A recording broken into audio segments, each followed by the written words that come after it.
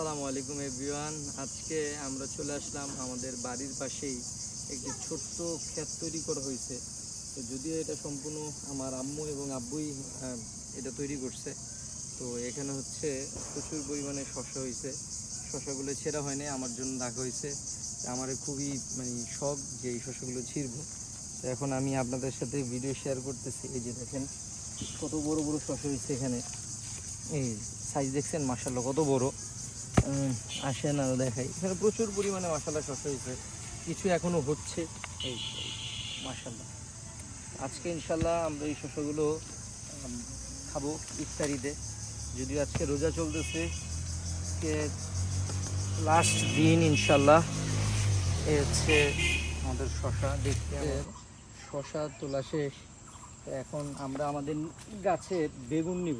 বেগুনের গাছটা পুরো হেলে গেছে গতকালকে বৃষ্টিতে। দেখতে পাচ্ছেন মাশাআল্লাহ ভালোই বড় বড় বেগুন হয়েছে এখানে। এই যে সাইজগুলো দেখেন, যদিও পোকামাকড়ের জন্য রাখা যায় না। এই যে এই গাছে আরও একটি বেগুন মাশাআল্লাহ। আমরা এখান থেকে যে বড় বড় সাইজের বেগুনগুলো ওগুলোই শুধু সংগ্রহ করব, বাকিগুলো থাকবে। এখন এই বেগুনগুলো হচ্ছে সবচেয়ে বড় বিগ সাইজের বেগুন এবং দেখতেও সুন্দর। এই দেখাই সুন্দর বেগুন মাশাআল্লাহ। এই গাছের প্রতিটা বেগুনই খুব বড়, খুব ভালো।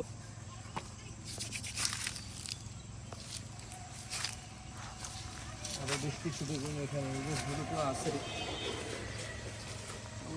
দেখাই আসলে এই জিনিসগুলো ফলন করতে খুবই কষ্ট, কিন্তু এগুলো আসলে এভাবে সংগ্রহ করাটা খুবই একটা মজার বিষয়। ভালোই লাগে আসলে, মনের একটা শান্তি আছে। তো এই হচ্ছে আমাদের কাঁচামরিচ ক্ষেত মাশাআল্লাহ। এখানে প্রচুর পরিমাণে কাঁচামরিচ হয়েছে। মজার বিষয় হচ্ছে এই কাঁচামরিচগুলোর ঘ্রাণ এবং স্বাদ খুবই মজার। কিছু কাঁচামরিচ হয় দেখা যায় ঘ্রাণ থাকে না, বাট অনেক ঝাল হয়। আবার কিছু কাঁচামরিচ থাকে যার ঘ্রাণ এবং ঝাল দুইটাই থাকে। এই কাঁচামরিচগুলো কিন্তু খেতে খুবই স্বাদ হয়।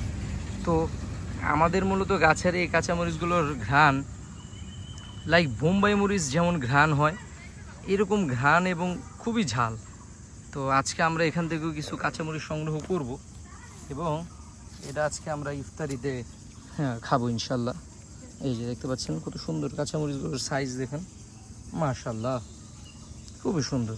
এই যে মাশাআল্লাহ মাশাআল্লাহ। এই হচ্ছে কাঁচামরিচের মোটামুটি এখানে 100-150 মতো কাঁচামরিচের গাছ আছে। এখানে প্রচুর পরিমাণে কাঁচামরিচ হয় মাশাআল্লাহ। এবং এই কাঁচামরিচ থেকেই মূলত আমাদের বাসার যে ছোট্ট ফ্যামিলির চাহিদা এখান থেকে পূরণ হয়। এখানে আরও বেশ কিছু শাক আছে। এই যে এখানে পাট শাক আছে। তো এ হচ্ছে আমাদের মূলত হচ্ছে শাকসবজির ছোট্ট বাগান। আশা করি আপনাদের ভালো লাগছে। ধন্যবাদ। আসসালামু আলাইকুম।